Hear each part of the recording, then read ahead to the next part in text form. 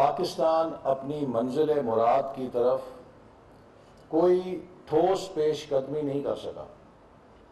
वो विजन, वो ख्वाब जो हमारे बुजुर्गों ने देखा था कि हम एक मिसाली मुमलिकत बनाकर दुनिया को बताएंगे कि हम भी इस अहल हैं कि दौरे जदीद में अपने नज़रियात के साथ, अपने असूलों के साथ हम एक मुल्क कायम कर सकते हैं जो कि दुनिया में एक तरक्की याफ्ता मुल्क बने।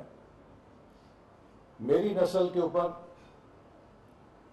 मैं उस नस्ल से ताल्लुक़ रखता हूं कि जिसने 1980 में अपनी तालीम मुकम्मल की और अमली ज़िंदगी में कदम रखा, और अब तकरीबन 35 साल के सफ़र के बाद मैं सोचने पे मजबूर हूं कि हमने कितना सफ़र तय किया और क्या हम किसी दायरे के सफ़र में उसी मुकाम पे तो नहीं आ खड़े हुए जहां से सफ़र शुरू किया था। मैंने जमहूरियत को 1988 में जब मोहम्मद खान जुनेजो की हुकूमत बरतरफ की गई तो मेरे लिए ये चीज़ नाकाबिले कबूल थी कि एक शख्स सदारती इख्तियार के ज़रिए, चूँकि वो नाखुश था उस हुकूमत से, बकलम एक जुम्बश कलम वो घर भेज गए।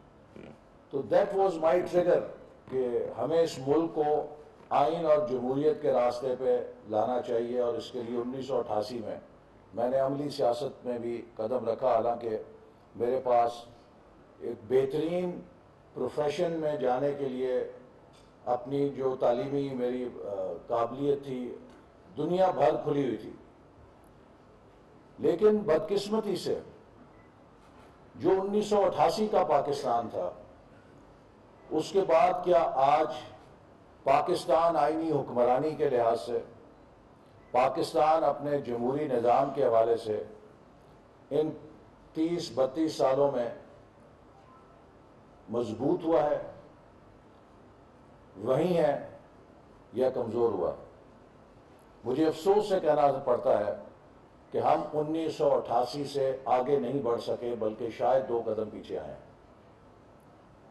ये वो दायरों का सफ़र है जो हमारी उस कहानी को बयान करता है कि जिससे अगर हम ना निकले तो मुझे ये ख़तरा है कि हमारा मुस्तकबिल भी माजी की तस्वीर बन जाएगा। अगले दिन एक पॉडकास्ट पे उसने होस्ट ने मुझसे सवाल किया कि आप 2023 को कैसे विजुलाइज करते हैं कि अगला साल कैसा होगा।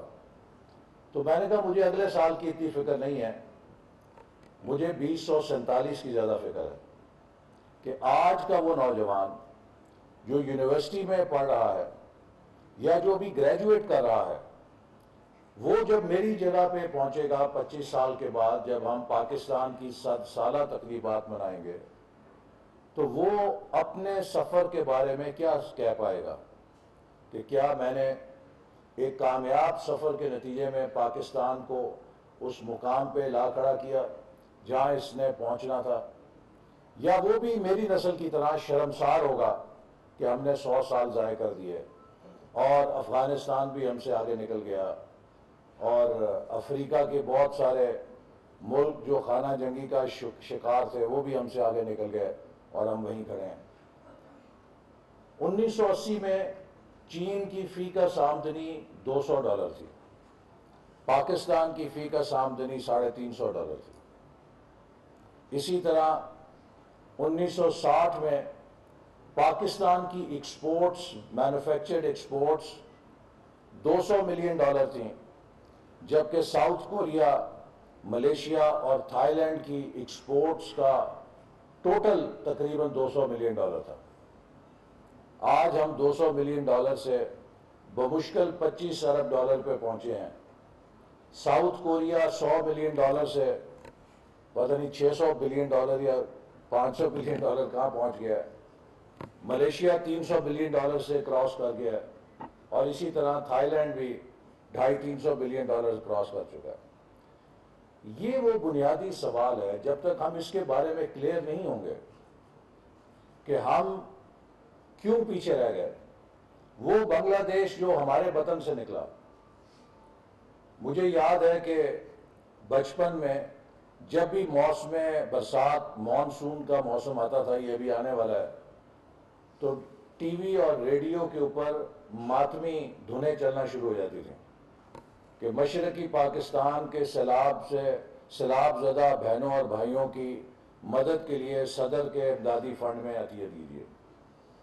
और मगरबी पाकिस्तान के लोग ये इस जोम में मुब्तला थे कि ये मशरकी पाकिस्तान हम पे बोझ है, हमें वहाँ पे पैसे दे के हर दफ़ा उन्हें सैलाब आता है, बेल आउट करना पड़ता है। तो उसको एक किस्म का, जैसे एक ज़माने में मलेशिया के लोग सिंगापुर को अपने ऊपर एक बोझ समझते थे और उन्होंने सिंगापुर को अमलन जिसे कहते हैं ठुड्डा मार के निकाला मलेशिया से कि भी जाओ, हमें तुम्हारी जरूरत नहीं है, तुम हम पे बोझ हो।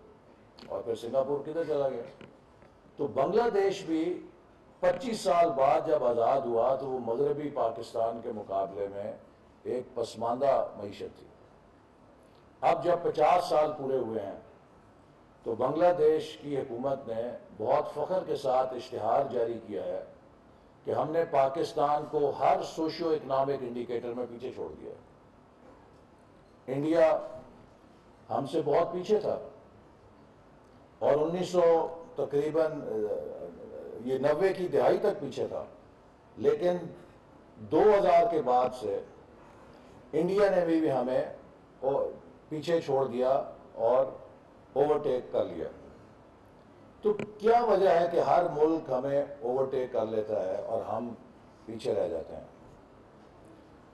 दुनिया में हर मुल्क जिसने तरक्की की है, एक चीज उसके अंदर कॉमन है, वो है political stability and continuity of policies. जिस मुल्क के अंदर सियासी इस्तेकाम नहीं होगा, जिस मुल्क के अंदर पॉलिसीज का तसलसल नहीं होगा, वो मुल्क कभी तरक्की नहीं कर सकता, चाहे वहां पे आप नोबल इनाम याफ्ता मशीर और टेक्नोक्रेट्स लाके बिठा दें। आप पूरी दुनिया के नोबल इनाम याफ्ता लोगों को लाके बिठा दें, उनकी हुकूमत बना दें, लेकिन अगर उस मुल्क में पॉलिटिकल स्टेबिलिटी नहीं होगी, उस मुल्क में डिसकंटिन्यूटी ऑफ पॉलिसीज होगी, उस मुल्क में पॉलिसी रिवर्सल्स और शॉक्स होते रहेंगे। आज आप एक पॉलिसी का ऐलान करें, 6 महीने साल के बाद उस पॉलिसी को विड्रॉ कर लें। इस किस्म की अगर हरकत और सकनात होंगी तो जितने मर्जी काबिल अफलातून अरस्तु टेक्नोक्रेट्स आप ला के बैठा दें, वो सब फेल हो जाएंगे। तो लिहाजा मैं ख़ास तौर पे अपने नौजवान रिसर्चर्स को ये कहना चाहूँगा कि this country now is at a point where your future is at stake. और पाकिस्तान के नौजवानों को इस मामले में यकसू हो जाना चाहिए कि अगर इस मुल्क में कॉन्स्टिट्यूशनलिज्म नहीं होगा, क्योंकि वी आर फेडरेशन, इस मुल्क में बड़ी कोशिशें की गई, कभी दाएं ले जाया जाए, कभी बाएं ले जाया जाए, कभी सदारती निज़ाम, कभी नीम सदारती निज़ाम, कभी पार्लिमानी निज़ाम, कभी गैर पार्लिमानी नीम पार्लिमानी निज़ाम। मेरी बिजनेस एडमिनिस्ट्रेशन शोबा है जिसका मैं तालिब इल्म हूँ। मैनेजमेंट और बिजनेस में कहते हैं कि an organisation which does not have a business model can never succeed.